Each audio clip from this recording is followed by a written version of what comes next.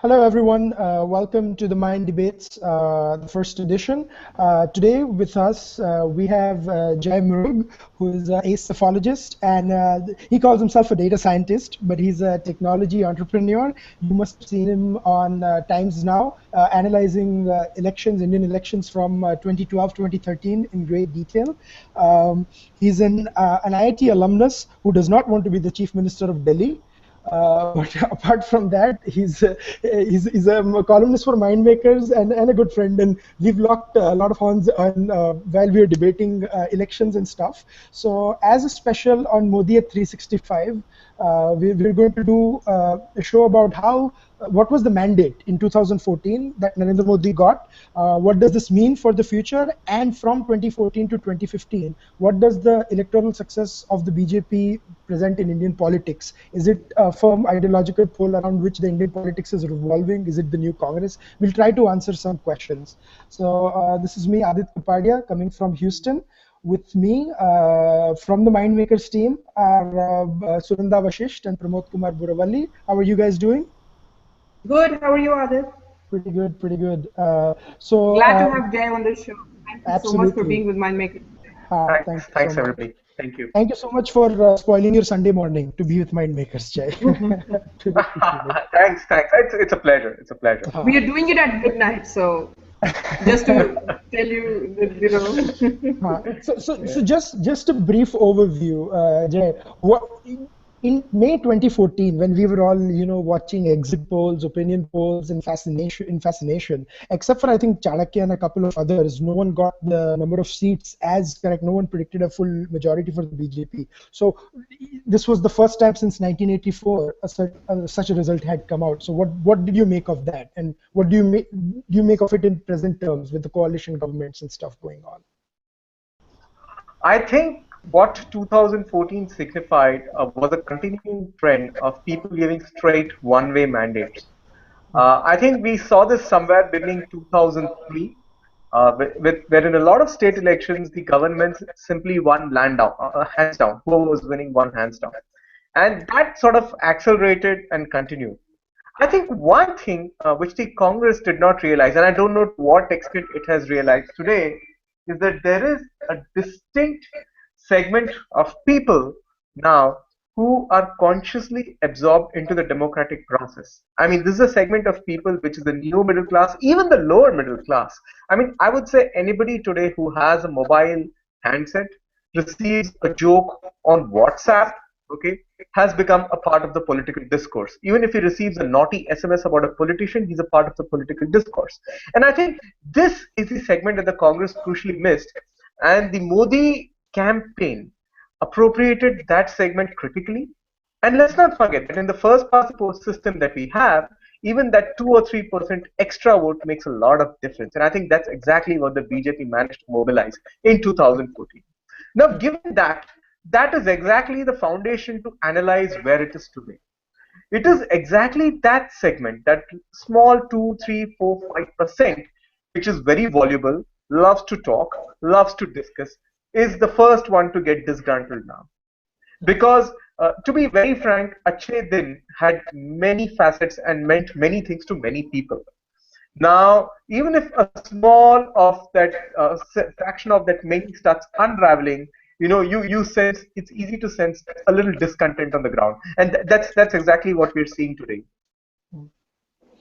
Interesting, interesting that you bring up, and especially right now, like with some reactions and so forth, which we are looking at on social media, on regular like electronic media, mainstream media, as for this 2 or 3% or something may be the ones holding the discourse, and the impact or something of what they're thinking might not translate on the ground or so, but what you say might be holding true. So what do you think, Sunanda? What is your understanding on this? I think 2014 mandate was a remarkable mandate for the simple reason that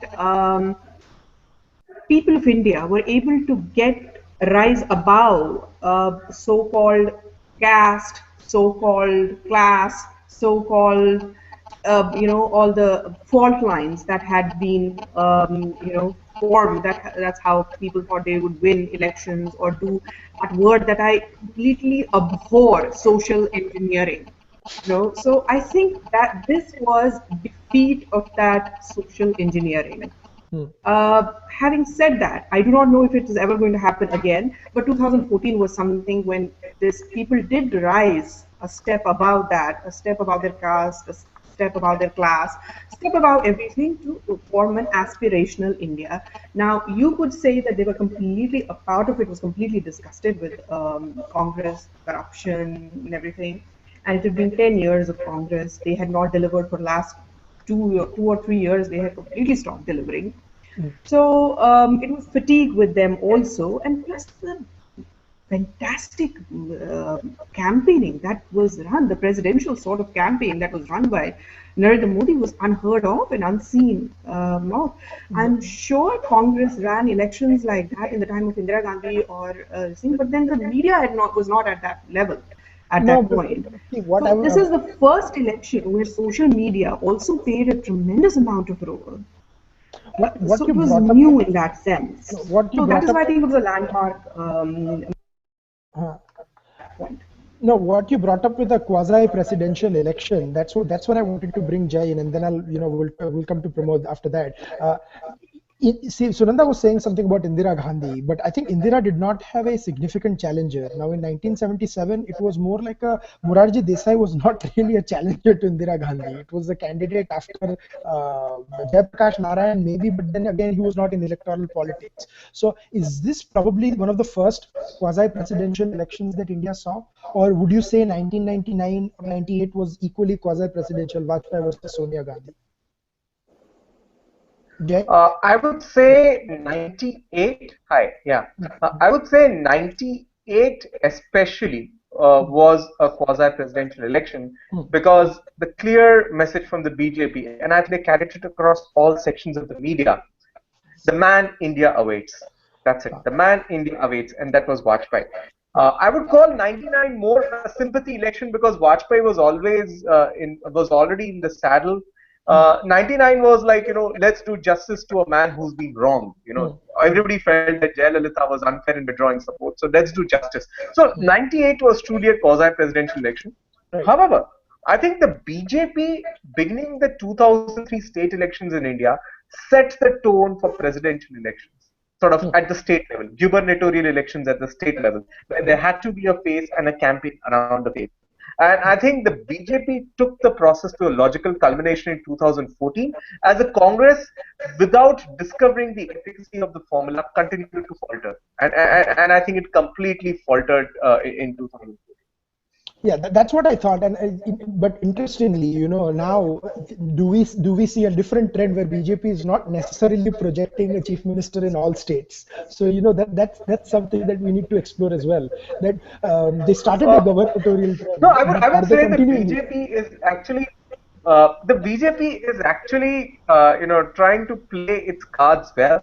It's see, India is a diverse country, and Right. somehow it's a very passive democracy. Somehow domination and leadership that dominates and centralizes is respected, is seen as a source of power in India.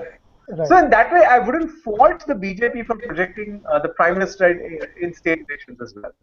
Oh no, I'm not faulting them. I'm just saying that it's an interesting trend and it's a sensible trend. I mean, they're doing it suits the best for them. Which party would not like to do that? But it's an interesting trend. I It's an do interesting. not know anymore how elections will be fought in India without a face anymore, whether it is at state level, whether it is at the central level. I do not Absolutely. see how elections, one thing that has changed after 2014, it doesn't matter which party comes into the power, elections will not be fought without a face. That is why That is the something that Narendra Modi has changed forever. that is why the concept of Janta Parivar is hilarious on like about so many levels Yeah. that you don't know the Who the face nor face the is. symbol. Yeah. So, but what do you think, Pramod? What do you make out of this? And then we'll take the debate forward on talking about the future. It was the BJP trying to reinvent the way campaigning is done. I think 2 or 2.5 years prior to the announcement of Modi as the prime ministerial candidate, they at least had consciously tried to understand what the shortcomings were in certain states. From a social coalition perspective, were there any groupings that were being left out? The general groupings that would rather be anti-Congress more than anything else. That was one of the probably fulcrums of their campaigns at the state level, especially in South India, where I've seen there was a lot of rapprochement between the TDP much before the actual announcement was made with the AIDMK, and also to a large extent the other smaller parties were also eager to come back into the NDA fold or an NDA plus or whatever combinations you can call it.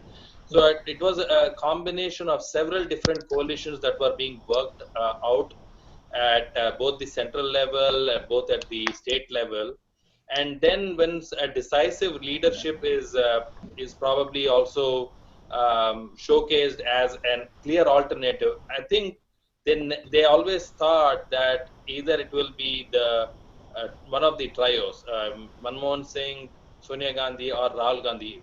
If it is going to be one of these three, then Narendra Modi was going to be a clear choice. Now, if it were somebody else as a third candidate from,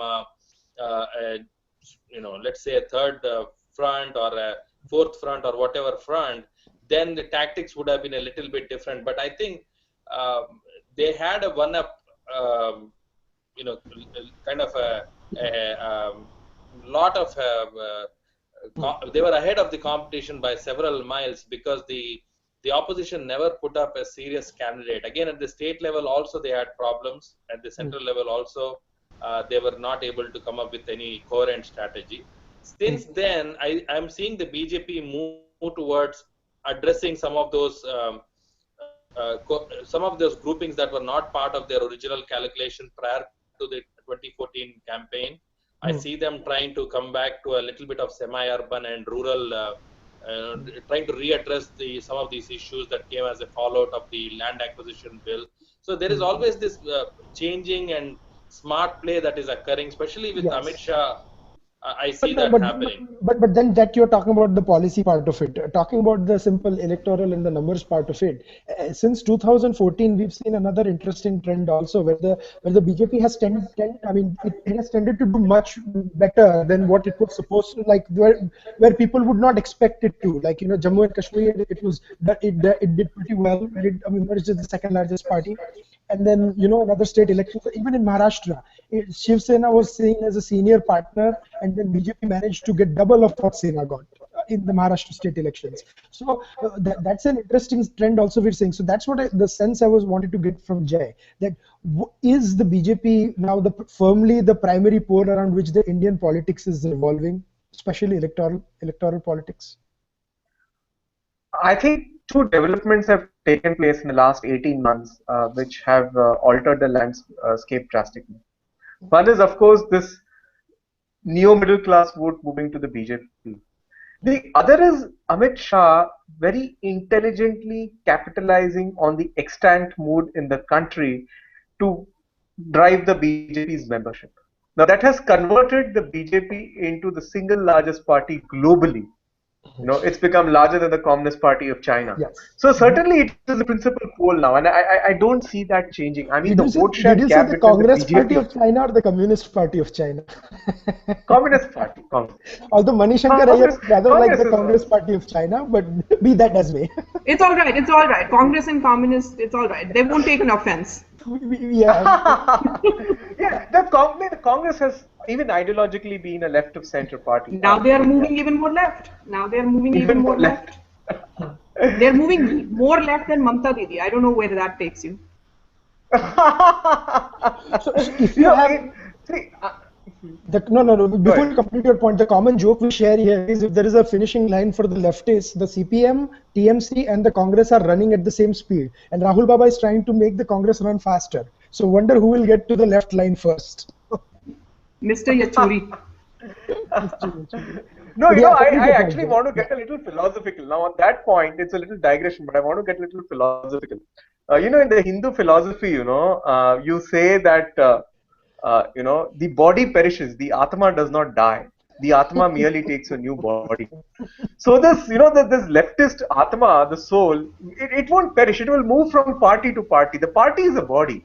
So if the Congress ceases to, it will move to some other body. Look, So in Delhi, as long as we remain a poor country, and as long as we have impoverishment, as long as we have people who need to be fed, as long as we have people below the poverty line, leftist ideology will survive.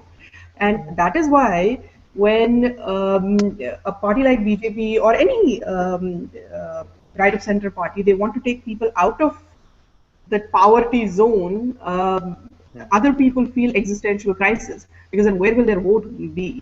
If there is any aspirational politics, if there is any aspirational thing, they do not vote for leftists. And it's only when you are, below the poverty line, or when you are, but whether or if you are in jail.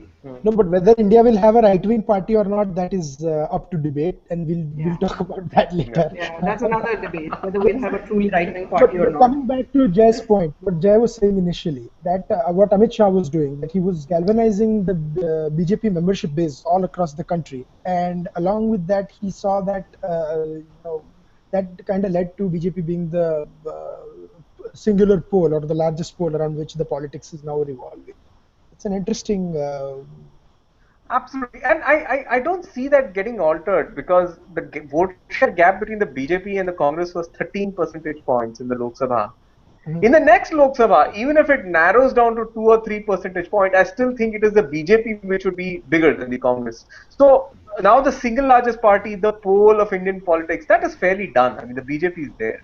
And let's not forget, I think in the 1999 elections or something, the BJP actually polled less votes than the Congress, and still managed in to 98. In 98, they were behind by 0.5%. That's all. Right, and they were still ahead by about 65 seats. Yes, ahead by seats, but quite less on the votes. They were still about 0.5% vote.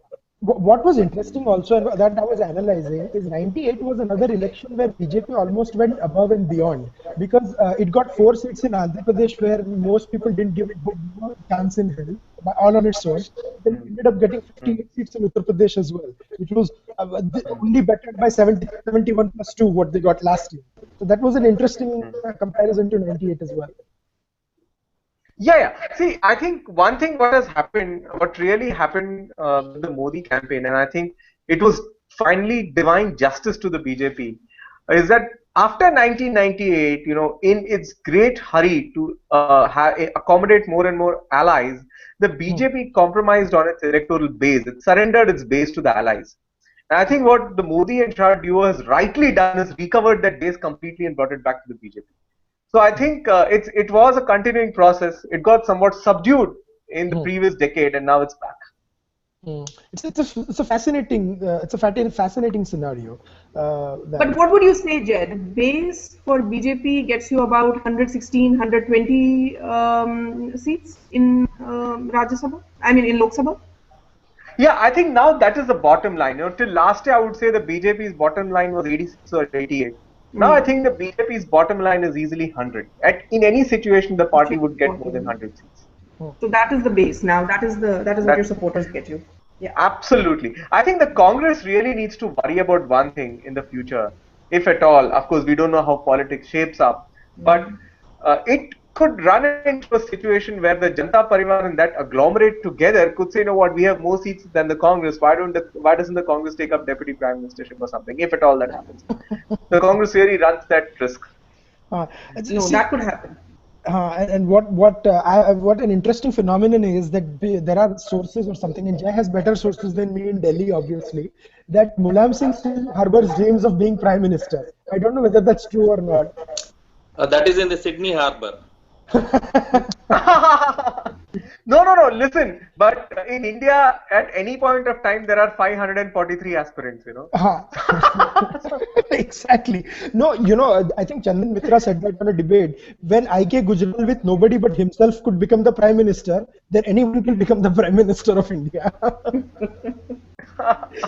I think those days are long past us. I do not think that's going to happen. No, I know. You see, this is the funny thing. When I was really young, between 96 and 98, I think Gujarat had 3 chief ministers and India had 3 prime ministers. So we had like something happening every 6 months or 1 year. So I remember asking my mom that, ye kya har saal ko change hota hai kya? What is going on? That was a period of flux. That was a period of great flux. And that only changed once Vajpayee came.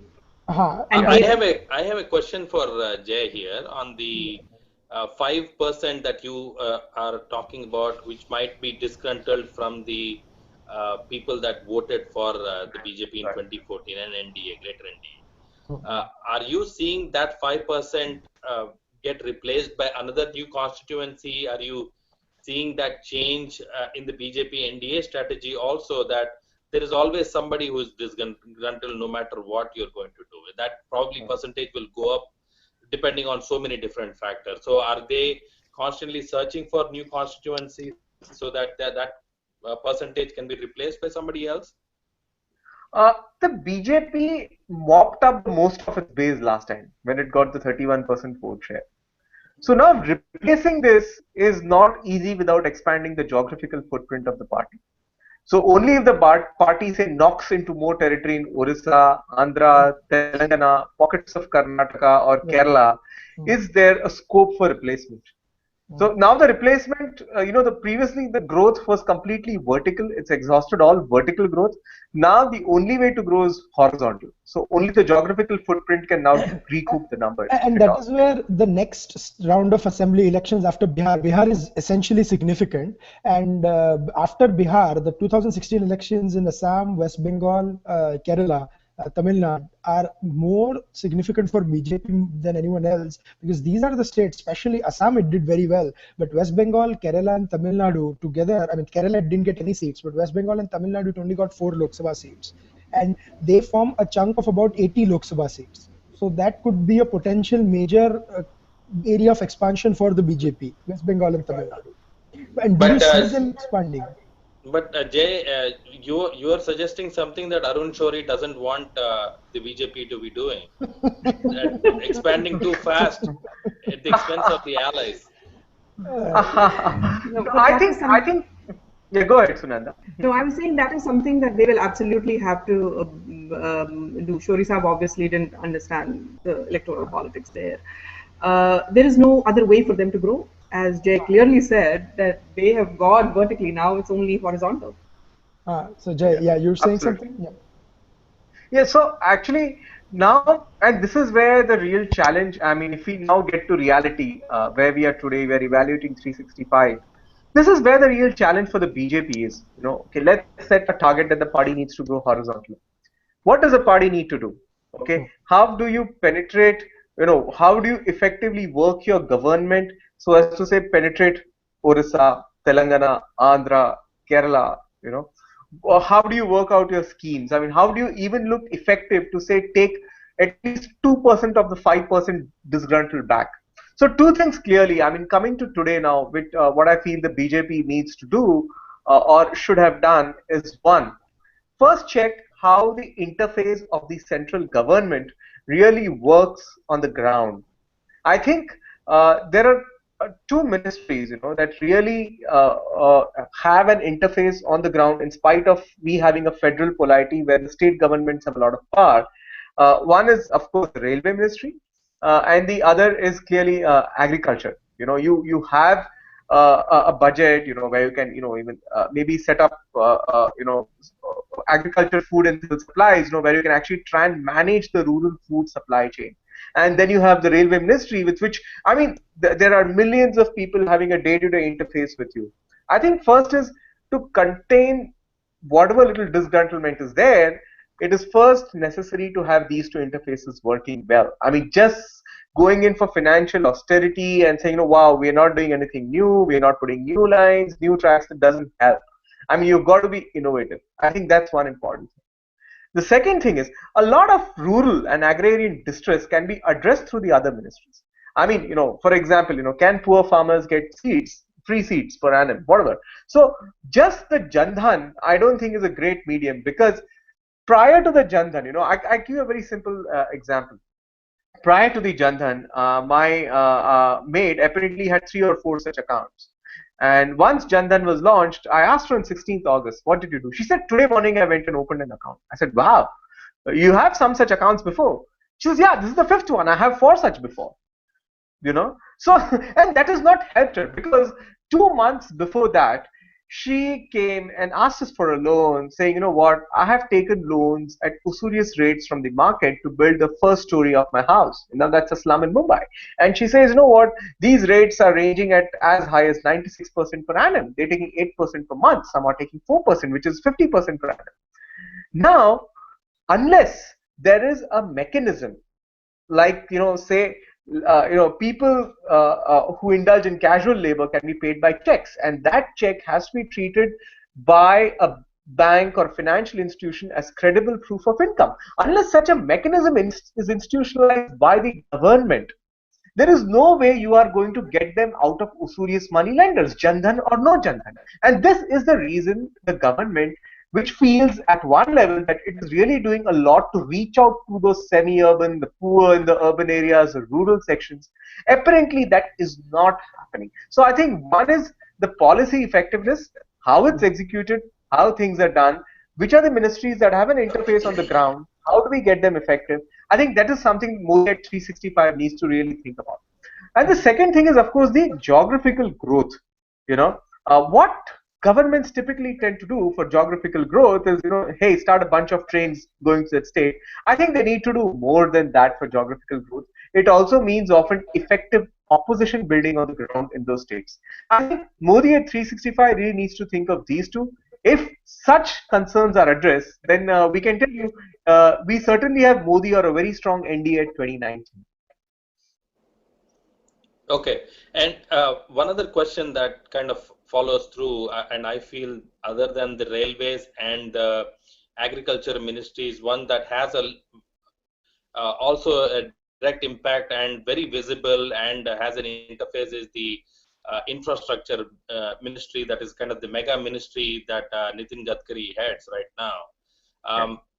One thing you talked about is the disconnect between the actual intention of the scheme versus what are the ground realities. Do you feel that certain loopholes that they are seeing early on are not being addressed right away because they want to see that loophole become a little bit wider in terms of a system-wide issue that can be encompassed into I would say, a comprehensive change in during a period of time?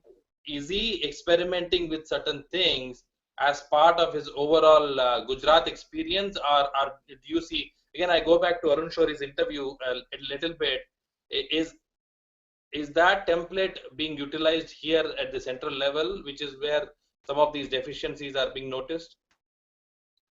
I think there are two things which any politician faces when he goes to Delhi, and perhaps when they even take reins in any state. One is the need for a credible mechanism to execute, for which then the only fallback he has is the bureaucracy. That, okay, good, bad, ugly, this is the only mechanism through which we can execute, and the bureaucracy has its own way of framing the rules and making things work. The second is also sometimes, for lack of ideas, trying to rely on whatever the existing intellectual infrastructure is. I mean, without naming places and people or saying Lutyens Delhi does this and does that, honestly, many of those ideas that come out of there are pretty faded and jaded sometimes. The same thing. I don't know since how many years I've been reading about we want to corporatize Indian Railways, want to privatize Indian Railways.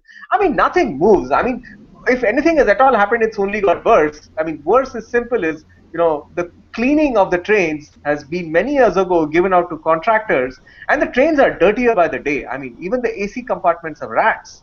Yeah, and then we hear of Swachh Bharat. So I think the clear question is the credible face and the credible mechanism to execute.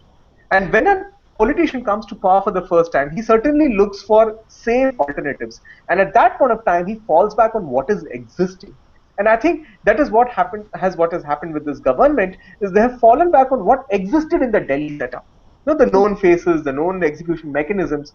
So somewhere, though the policies are new, the ideas are new, they tend to look jaded, they tend to look non-effective because maybe another alternative mechanism needs to be put in place. Okay, It's here a is the humble question. When comment. you say alternative mechanism, do you, Yes. we can get rid of the bureaucracy. That's not going to happen. Yeah. It is not going to Yeah. happen in a day or two. We cannot dismantle Yeah. bureaucracy. I think what Modi's idea is and he has said this often on the campaign trail also, he used to say that I haven't changed any faces in Gujarat, I haven't changed any people, I haven't transferred any people, but yet I was able to get the results. I think his Yeah. idea is that since I cannot change the bureaucracy, I cannot get them out. Uh, what I will do is I will change this bureaucracy somehow and get them to deliver. Now, there are two questions about it. Either he is successful at a pan India level or he isn't. In the Mm. first year, we did see that there wasn't much success at this level. Bureaucracy did mess up a few things, a lot of things that we saw. For example, a simple form like, Finance Minister Arun Jaitley and everybody else had to come up and say that, no, we are simplifying the income tax form, and intervention had to come from the ministry level. As far as the bureaucrats are concerned, they are not interested in minimum government and maximum No, governance. so I think So there is that problem with bureaucracy. However, I do not understand how. I think it will take about 2 to 2.5 years for bureaucracy to understand that 65 years, the way it happened, has changed now. It's not going to happen the same way. Uh, but I don't think the bureaucracy can be dismantled. no, it's not about being Uh, I, dismantled. yeah, go ahead. Go ahead, Jay. I'll complete after your point. Yeah. No, yeah, I agree with you. It's not about being dismantled, but effectively, even using the same mechanism, if the policy can be actually more focused. I mean, in a sense, something like, okay, let the finance bill have a provision that all payments made by check are credible proof of income. Okay, and then I don't need a Jan Dhan maybe. So if something can be more focused given the bureaucracy, and of course, I think we should attempt to reform the bureaucracy. I mean, nowhere on the earth are there permanent jobs for life the way they are Yeah, here. that's the point. So even that bold attempt has to be made at some point of time. And I'm going to say a very controversial statements. Are we looking to reform the bureaucracy or certain bureaucrats? No, I think we are. I Until think we we don't are get the answer terming. to that question, no, Sunanda, the reason I'm saying is the solution to that is empowering certain bureaucrats to make that decision, because clearly we saw that during the last regime they were afraid to take certain decisions also. So there is this thing being That has brought called the, changed. I think there I will know, be a lot of I know. one-on-one That is the good faith conversations. clause. They are saying good faith clause but one-on-one conversations and ensuring them, is it going to also translate into them taking decisions? I'm just saying that this is something that needs to be seen. And one more I thing that I think want. it is. The answer is in something very difficult. I mean, in something very easy. And I make a lot of trips to government offices in India. I think the real answer is laziness. A lot of our bureaucrats have become lazy. I think the I mean, word it you're looking sounds for is tardiness. It's a little it sounds very nuanced simple. way And I of think this using whole it. process when Mr. Modi came to power and he said, please clean your offices, I think that was a good step to start. That can you clean your table so that we can start? There is a lot of laziness. There is a lot of people who have just settled into their routine. No, That but has to Surendra, be changed. that may be, I mean, I agree that needs to be changed, but that may be oversimplifying something. That could be true in, municipal offices. I mean, it could be true on central offices also, but the problems are, far and few. But something to add to the ministries that you said, there is also the power ministry, which is intriguing, because a lot of people had voted Narendra Modi for 24 Ghanta Bijli Denge, that in Gujarat, the electricity was never an issue and stuff like that. And you see a lot of states being power deficit with 8-hour power cuts and so forth. So I think even that is going to be pretty significant. That's what Yeah, I'm going to believe. Yeah. yeah, pretty significant. Now the key question is the reform of the power sector is in the hands of the states. How effectively the transmission is carried out? Have they segregated the distribution company from the generation company? So I think now that also, we should be kind. I mean, I think of all on the panel, I have been the most unkind to the incumbent government. And I think to be fair to them, we should agree with what some of their spokespersons say is that we are policy makers. Really, in many cases the implementation is not in their hands. So even if they make the best setup, ensure that enough power is generated, but if the state has high T&D losses, really not much can be done. So I appreciate that point for the NDA. No, No, no, I but one agree. thing is there. One thing is there. Finally, as much as and I like this in one of our podcasts, Pramod made a very interesting comment, and I always say that time is not an excuse that Narendra Modi can give at the end of 5 years. That was not his mandate. He cannot say, I did not have enough time, or I did not, bureaucracy was not good to me, or something like that. That is not his mandate. 282 is not a mandate for excuses. That is for sure. So he has to deliver, whether now or another year or so. And I think there is, and I have said this often, that his legacy lies in the hands of Nitin Gadkari and Piyush Goyal. These two people will probably see 2019 if for BJP. And I have a question on the different ministries that have been clubbed together to probably usher in better coordination and at least remove the redundancy in the system in terms of whether the same ministry is trying to lay roads versus, so there has been a lot of same functions performed by different ministries. How are you seeing that at the ground level? Are you seeing that at least at the coordination level, probably because of the personal rapport of the Prime Minister's office, are you seeing some sort of, let's say, road laying, on the track laying? Are you seeing such cooperation on the ground, or is it still at the planning level? No, I think the government has achieved a fair deal of synergy now across various departments. This is clearly unlike the UPA, where left index finger said left hand thumb. I don't know what you're doing, and there were only goms and egoms. I think there is a sense of synergy. There's a sense of coordinated work that the government has been able to put. And to be fair to them, even in terms of laying the infrastructure, they've been pretty focused. Though the railway minister did not make a lot of noise in the Lok Sabha, they have silently identified the list of sections they want to double. They've done a great job at it. So yes, there is a certain wisdom in the decisions, and there is better coordination than before. Now the only thing is, how do you really identify the 5 or 6 crucial areas you need to deliver in to look effective in 2019? So you've made an attempt to deliver. Yeah, one of the areas that we are seeing, I mean, living outside here and have a little bit of visibility on these foreign trips that he is making, is the well coordinated approach that a foreign policy should have been all year. I mean, people talk about the consensus between political parties on foreign policy. This is the first time I'm seeing consensus among different moving parts of a government, be it external affairs, be it defense, be it energy, be it finance, all of those moving in tandem, at least to try to streamline the investment cycle, try to understand what our strategic imperatives are on certain procurements. When you see the Rafale deal, these are things that mind makers and our team of columnists and writers have done extensive research to try to put these and connect these dots together. Many people start asking questions as to why these foreign trips are necessary in the first year itself, whether they could have been done one after the other, but they are all interconnected because of the stagnant investment cycle that hit India not just in 2014, but from 2011 to 2014 as a overall part of the climate. And to add on to what Pramod was saying, the major word, and you hit it correctly when you said synergy, Jai, that between the finance ministry or the defense or the other ministries, there is a lot of synergy.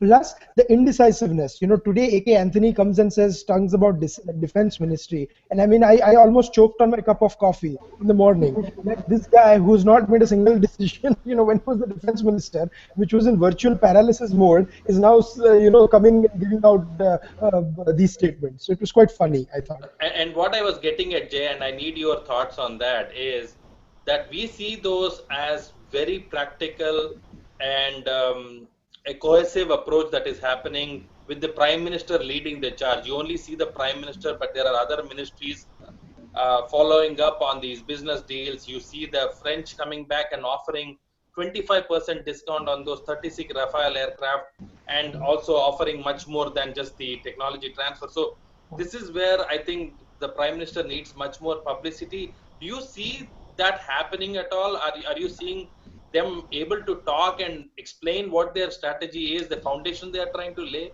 Are they doing a good job at this? I think this entire external push that the NDA government has had will certainly have its impact in a different way. I think articulating and communicating this to the gallery is not very easy, but it will have an impact in a different way. Tourism is the biggest job multiplier in any economy. This is certainly going to create a lot of traffic going in and out of India. Yeah. So there's going to be an economic boost because of that. Yeah. The second thing is, if even a section of those investments materialize 2 years down the line, there is going to be a small manufacturing boom in India, or not a small one, but a sizable one for the small and medium industries. And I think that is when an appreciation of what the government has done will start. And I think the government has taken the risk saying, okay, let's wait for that to happen. But this is the way to actually build a sustainable economy at the bottom. Yeah, to build on Jai's point, I think what you said is very important. There is a lag between, and there always is. It's not this government's fault. It is not anybody's fault. There is always a lag between what you say when it comes to when you've inherited an economy like this, and by the time you start delivering, there will always be that lag. And that lag, sustaining during that lag period, is the biggest test for Narendra Modi government. If they can stay, if they can be patient, if they can hope their electorate to be patient at that time, because that is the time when left and everybody, Congress and everybody else will try to take advantage, because ordinary person cannot see much happening on the ground. Even though we see a lot of blitz happening, we see all of things, but it's not translating into anything yet. It's not anybody's fault. It cannot translate into anything yet that this early. So that lag period, if they can, it is so important for them to have, I mean, I cannot say this enough, that they have to have this excellent communication channels going on to explain what they are doing, to get them out of this lag period. And so that people can see what Sunanda has been saying is sustenance is their biggest victory right now. You have to sustain the momentum. And I have been, again, I've said this on the podcast, said this on Twitter, and been yelling from the rooftops that they need a press secretary, and badly, like the White House has one. Yeah. But that being said, this is it's an interesting wrap up of the 1 year Modi at 365, the hashtag that we've been running at Mindmakers. But Jai, and at the risk of sounding very pollsterish kind of deal, if I had to give you a chance, that how would you rate the government out of 10? You want me to be honest, right? I always want you to be honest, whether we like it or not. You're asking me to stick out my neck. Whether you're a psephologist or not, we always want you to be honest. Although, this is going to be a very different change from the newsrooms that you're used to. So a lot less noise. So, but I'll be very honest. Yes.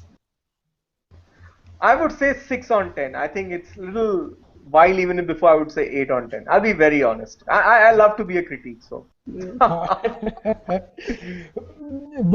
if you take Venkaiah Naidu's comment very seriously, apparently Rahul Gandhi already gave him a 0, and Modi being a Gujarati, he is a single person army, so he'll add 1 and 0 and he'll get a 10. So everybody was so happy.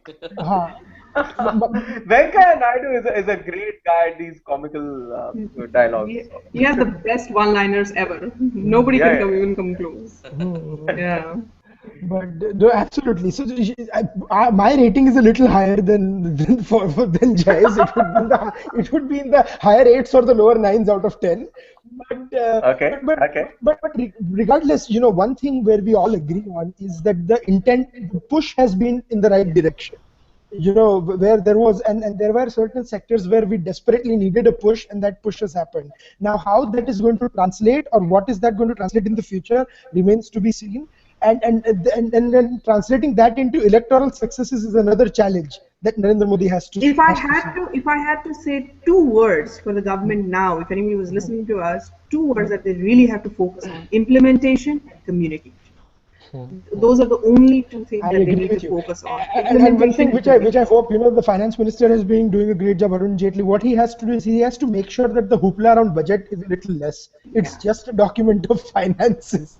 India goes into absolute paralysis mode, especially the news channels, a week before the budget. But that's on a lighter note. So anyways, Pramod, you were trying to say something. No, I was just saying that implementation, communication, and efficiency. What basically happens is that because of the legacy with which the expectation of the electorate also was that he's going to bring that Gujarati efficiency to understanding finances, to understanding businesses, and to understanding overall way of at least community building in terms of the kind of entrepreneurship Gujaratis bring to the table. That is what us non-Gujaratis were really attracted to, the way with which he recreated the environment in Gujarat. Not the Gujarat of the 90s or the 80s, where it was very factional, and maybe it was not as efficient as it was in the 2000s. But is that something that the others can learn?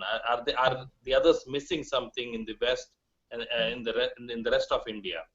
And most importantly, I talk about efficiency is because there are very good ministers right now who are trying to go beyond the roti kapada makan, the bijli sadak pani discourse. That has been the main things that everybody keeps talking about. Ki kisi bhi tarah se, wear a white shirt and be very simple and all that. No, they are trying to bring in a little bit more. Can we make it a part private? Can we, like Jay was pointing out, can we auction a certain amount of assets to bring more to the mix? So I think what you mean is thinking out of the box. These ministers will have the backing if they come up with a blueprint and they present it to the Prime Minister. That is where I think non-Gujaratis are very curious to know if he is going to try to do that.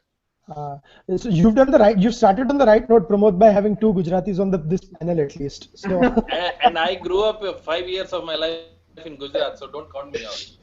No, I'm not. So two and a I half want to Gujaratis. ask, before you wrap up, Adit, I want to ask a tricky question to Jay.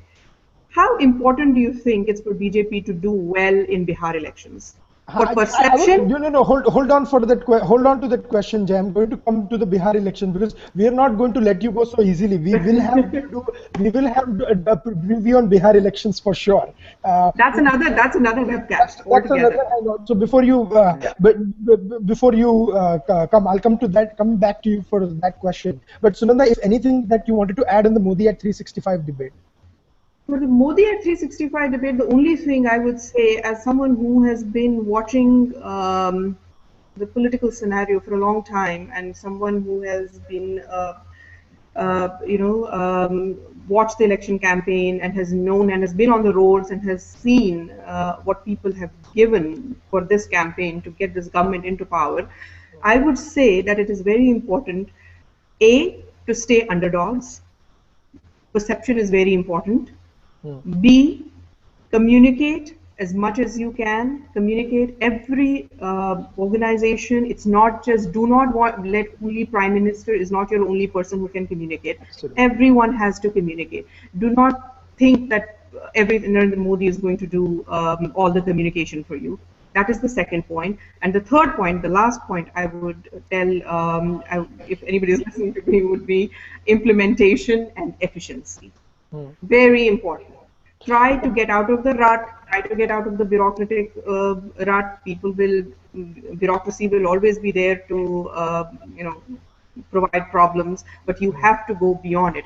In 2019, people are not going to put bureaucrats out of the power. It is Narendra Modi government. I think my understanding of this was that 2014 was a mandate for Narendra Modi to work in spite of all these hurdles. People in India do know that these hurdles exist, but can he work and can he form a framework in which they can work, ministry, a team where he can work beside this. And what was talking about, out of the box thinking. Never was this more evidence than in foreign policy. Foreign policy had a lot of out-of-box ideas, Narendra Modi's ideas. So let's see if this translates into other ministries.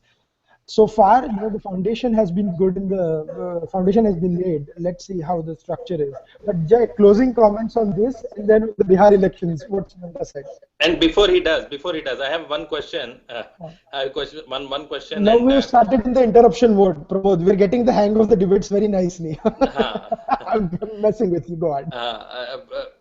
Adding to what Sunanda ji was saying, that communication both within and without, there is 30 between the 32 to 35 age group who are also looking forward, not just the below 35, but there's a lot of disgruntlement happening within the supporters also, which needs to be addressed by the party, go back to them and explain to them what the overall strategy is, and also communicating outside of the supporter group.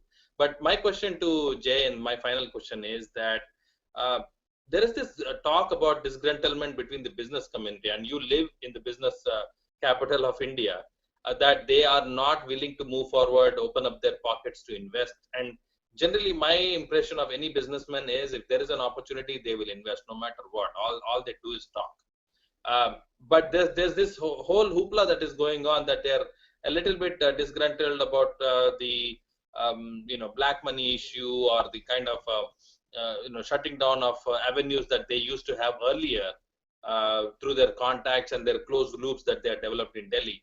Do you see the murmur in Dalal Street? Yeah, actually, I was speaking to a couple of folks last week, and I think this point came out very clearly, that nobody likes to tell them that in place of 2 taxmen, now 2.2 taxmen will come to talk to you. Nobody likes that. So I think that's something they've clearly got wrong. And believe me, this black money issue, debate is entirely misplaced if you're talking about black money in the domestic market, because what that simply ends up doing is empowering the bureaucracy more, and nobody wants that. So I think the core constancy of the BJP is somewhat dismayed right now with these happenings. So they're feeling that this is becoming again a bureaucratic, a Naukar Shah type government like the previous ones, and they clearly didn't want that. The other thing, I think, what has really happened is Achhe Din has been oversold. I mean, it meant everything to everybody. It was like the panacea for all ills. It was supposed to be the ambrosia, and now the nuancing has to start. Look, you know what, it means this, it means that. So I think clearly one thing which must happen, and I think which may come with experience, is ensuring how the bureaucracy does not become intimidating, especially to the trading class, the small businessmen. They were the backbone of the BJP, and currently the black money debate has somewhat misfired and got the focus on these guys who are completely small fry in the game. So that's something the party needs to be very careful about. And then what you said about Bihar elections, what is your take on that? Close to call right now? I was close to call, and I think the BJP does have a challenge. I was in Bihar 2 weeks ago. I think Lalu and Nitish, I think Sunanda made a very relevant point that 2014 was a mandate where people rose above caste and voted. And now with a regional election, certainly those nuances are back, those insinuations are back.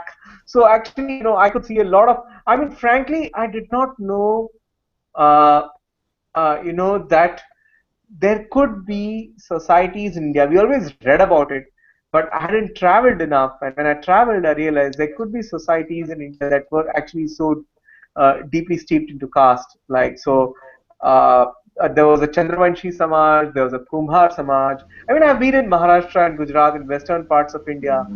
It's not been so pronounced in urban areas, at least. There I found caste pronounced even in urban areas. Wow. So in Bihar, it's a huge deal.